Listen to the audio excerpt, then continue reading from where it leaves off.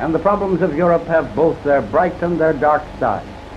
They have made a greater recovery from the depression. They have less unemployment than we do. But on the darker side, there has been the rise of dictatorships and authoritarian governments to the eclipse of democracy in nearly 370 million of people. Free speech, free press, free worship, our great American ideals have died out of 3/4 of the population of Europe. And they are gripped with fear.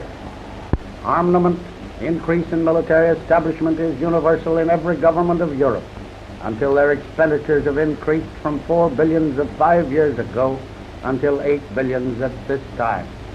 Every government is running further into debt. The end of it is not yet. It is not my belief that war is imminent.